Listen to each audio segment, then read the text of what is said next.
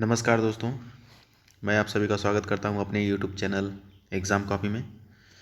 दोस्तों, मैं सोच रहा हूं कि आप लोगों को करंट अफेयर भी प्रोवाइड कराऊं, क्योंकि सभी परीक्षाओं के लिए करंट अफेयर काफ़ी इम्पोर्टेंट होता जा रहा है। क्योंकि आप देख रहे हैं कि अगर किसी भी एग्ज़ाम में अगर 100 प्रश्न बन रहे हैं तो जहां से 10 से 12 प्रश्न आपके करंट अफेयर के बन रहे हैं।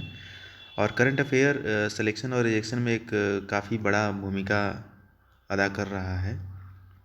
तो इस लिहाज से मैंने सोचा है कि करंट अफेयर की भी क्लास स्टार्ट कर दी जाए। और ये क्लास कोई बहुत बड़ी क्लास नहीं होगी, मुश्किल से 7 या 8 मिनट या मैक्सिमम 10 मिनट की क्लास होगी। है मैक्सिमम टू मैक्सिमम 10 मिनट बता रहा हूँ मैं, या 5 से 6 मिनट में भी कंप्लीट हो सकता है। और जो इम्पोर्टेंट जो क्वेश्चंस होंगे वही हम यहाँ पर कवर करेंगे, ताकि आपका भी समय बचे और मेरा भी समय बचे। ठीक है, फालतू की चीज़ें पढ़ने से कोई फ़ायदा नहीं है, उतना ही पढ़ना है जितने से हमारा काम बन जाए। तो ठीक है दोस्तों, अगर आपने चैनल को सब्सक्राइब नहीं किया तो प्लीज़ सब्सक्राइब कर लीजिए, बेल आइकन को ऑन कर लीजिए, लाइक कीजिए, कमेंट कीजिए, शेयर कीजिए।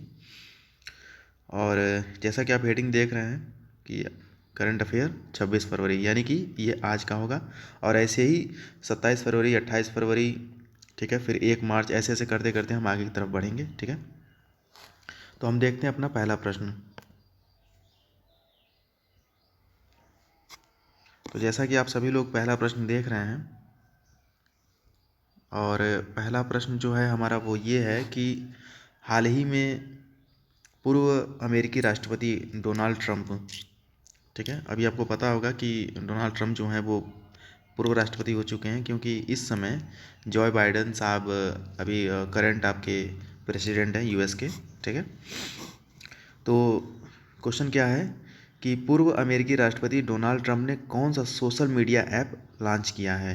ठीक है, तो यहाँ पर आप देख सकते हैं ट्रूथ सोशल करके एक ऐप था जिसको डोनाल्ड ट्रंप ने लॉन्च किया था। ठीक है, आगे देखते हैं। आगे है, निम्नलिखित में से कौन सा हवाई अड्डा लगातार 8वें वर्ष दुनिया का सबसे व्यस्त अंतर्राष्ट्रीय हवाई अड्डा बन गया है। सबसे, देखिए, दो चीज़ें होती है, एक तो सबसे बड़ा होता है और दूसरा होता है सबसे व्यस्त। ठीक है, तो यहाँ पर पूछ रहा है कि सबसे व्यस्त अंतर्राष्ट्रीय हवाई अड्डा कौन सा है, तो वो है दुबई हवाई अड्डा। सबसे ज़्यादा बिजी मतलब ये हवाई अड्डा है, ये इसको आपको ध्यान रखना है। और ये लगातार 8वीं बार ये बना है। अगला देखते हैं। तो अगला है, 23 फरवरी को किस यूरोपीय देश ने आपातकाल की स्थिति लागू कर दी है। ठीक है, तो आप लोगों को पता होगा कि रसिया ने यूक्रेन पर हमला कर दिया है। ठीक है, और यूक्रेन में भी स्थिति काफ़ी मतलब भयावह हो चुकी है, काफ़ी खतरनाक हो चुकी है। तो वहीं से यह प्रश्न बना है कि 23 फरवरी को किस यूरोपीय देश ने आपातकाल की स्थिति लागू कर दी है, तो वो देश यूक्रेन है। ठीक है, अगला देखते हैं।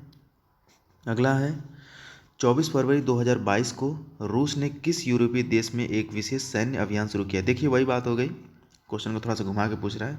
जैसा कि मैंने अभी आप लोगों को बताया कि रसिया ही है, यानी कि रूस ही है जिसने यूक्रेन पर हमला किया है। ठीक है, तो ये प्रश्न अब यही बन गया है कि 24 फरवरी 2022 को रूस ने किस यूरोपीय देश में एक विशेष सैन्य अभियान शुरू किया है, तो कौन सा है ये, तो ये यूक्रेन है। ठीक है, अगला देखते हैं। अगला है, कोका कोला इंडिया ने थम्स अप ब्रांड के लिए किसे अपना नया ब्रांड एम्बेसडर नियुक्त किया है। ठीक है, तो दोस्तों, बॉलीवुड के जाने माने अभिनेता हैं शाहरुख खान, शायद ही कोई ऐसा होगा जो इनको नहीं जानता होगा।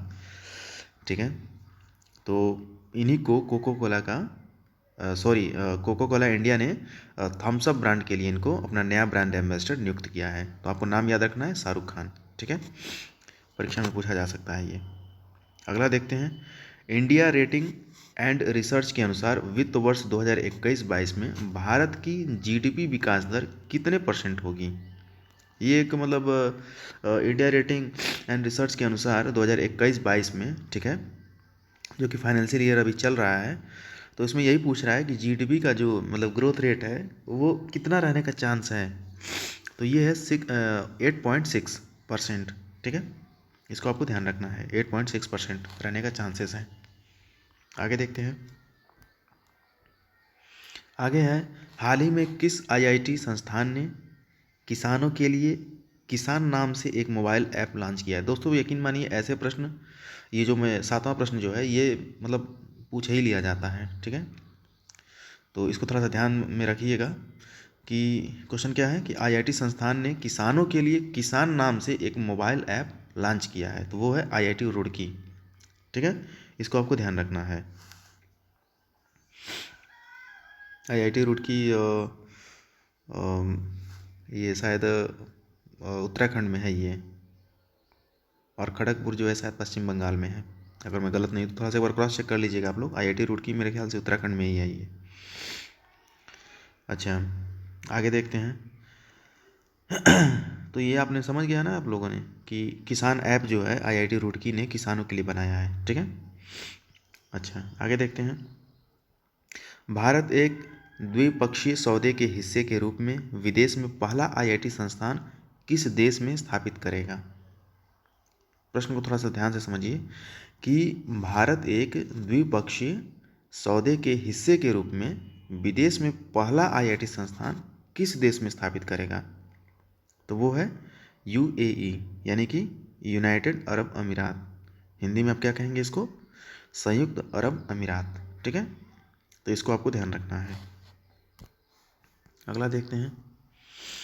अगला है the founders, the story of PayPal and the entrepreneurs who set silicon valley, ठीक है, नामक पुस्तक किसने लिखी है। देखिए मैं आपको बता देना चाहता हूँ कि बुक से रिलेटेड जो भी प्रश्न होते हैं वो इम्पॉर्टेंट होते हैं, हर परीक्षा के लिए इम्पॉर्टेंट होता है, ठीक है। तो आपको बस इतना याद रखना है, इतना लंबा चौड़ा नाम नहीं याद रखना है, बस इतना याद रखिएगा कि द फाउंडर्स, ठीक है, द फाउंडर्स नामक, द फाउंडर्स याद रख लीजिएगा, और सिलिकॉन वैली, सिलिकॉन वैली थोड़ा सा नाम याद रखना आसान होता है, ठीक है। तो द फाउंडर्स सिलिकॉन वैली, बस इतना ही आप याद रखिएगा कि इसके जो मतलब राइटर कौन है, तो ये है जिमी सोनी, ठीक है, इसको आप ध्यान रखिएगा। अगला देखते हैं। मार्च 2022 में कौन सा राज्य 56वीं राष्ट्रीय क्रॉस कंट्री चैंपियनशिप का मेजबानी करेगा, ठीक है, यानी कि 56वीं राष्ट्रीय क्रॉस एंट्री चैंपियनशिप की मेजबानी कौन करेगा, तो ये नागालैंड करेगा, इसको आपको ध्यान रखना है। आखिरी के 2 प्रश्न देखते हैं। देखिए ये यूपी से रिलेटेड आ गया, तो उत्तर प्रदेश वालों के लिए थोड़ा सा स्पेशल हो जाता है ये। उत्तर प्रदेश पर्यटन विभाग द्वारा 20 से 29 मार्च तक किस शहर में ताज महोत्सव 2022 आयोजित किया जाएगा, ठीक है। तो ताज महोत्सव थोड़ा सा आप मतलब ये तो आप समझ ही सकते हैं कि ये आगरा होगा, ठीक है, क्योंकि ताजमहल वहीं पर है, ताज महोत्सव वहीं पर होगा, ठीक ना। तो लेकिन फिर भी आप ध्यान रखिएगा, इसको आपको याद रखना है, ठीक है। अच्छा अगला देखिए। वर्ष 2021 के लिए युवा गणितज्ञों को दिया जाने वाला रामानुजन पुरस्कार किसे मिला है, ठीक है। तो ये भारत की हैं प्रोफेसर नीना गुप्ता, इन्हीं को रामानुजन पुरस्कार मिला है 2021 का, ठीक है। ये युवा गणितज्ञों को दिया जाता है क्योंकि आपको पता होगा कि भारत के रामानुजन थे और काफ़ी यंग थे और बहुत बड़े मैथमेटिशियन थे ये, ठीक है। तो आपको थोड़ा सा इसको ध्यान रखना है कि प्रोफेसर नीना गुप्ता को मिला ये अवार्ड। तो ठीक है दोस्तों, 12 प्रश्न थे हमारे, आगे देख लेता हूँ, आगे नहीं है कुछ, ठीक है। तो 12 प्रश्न थे हमारे, 12 प्रश्न कवर हो गए हैं। और करंट अफेयर में देखिए बहुत ही लिमिटेड रख के हमको पढ़ना है, बहुत ज़्यादा मतलब ऊपर नहीं जाना है, ठीक है। रोज़ के अगर आप 10 क्वेश्चन भी अगर आप तैयार करेंगे तो महीने के आपके 300 प्रश्न हो जाएंगे, ठीक है। तो ऐसे करके, और उसको उसके बाद भी मैं फिर बाद में बताऊंगा कि इसमें से भी क्या क्या बहुत एकदम ज़्यादा इंपॉर्टेंट है, क्योंकि जैसे कि मैंने आपको बता दिया एक दिन का 12 क्वेश्चन, तो इन 12 में भी 5-6 ही क्वेश्चन ऐसे होंगे जो कि बहुत ज़्यादा इंपॉर्टेंट होंगे, वो लास्ट में आपको बता दिया जाएगा जब 1 महीना जब गुजर जाएगा, 1 महीने पे या फिर 2 महीने पे आपको मैं बता दूंगा, ठीक है।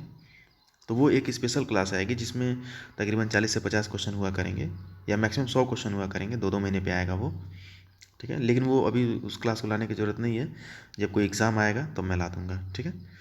तो ठीक है दोस्तों, अगर आपने चैनल को सब्सक्राइब नहीं किया है तो प्लीज़ सब्सक्राइब कर लीजिए, बेल आइकन को ऑन कर लीजिए, लाइक कीजिए, कमेंट कीजिए और शेयर कीजिए। मिलता हूँ फिर मैं आपको अगले वीडियो में, तब तक के लिए नमस्कार।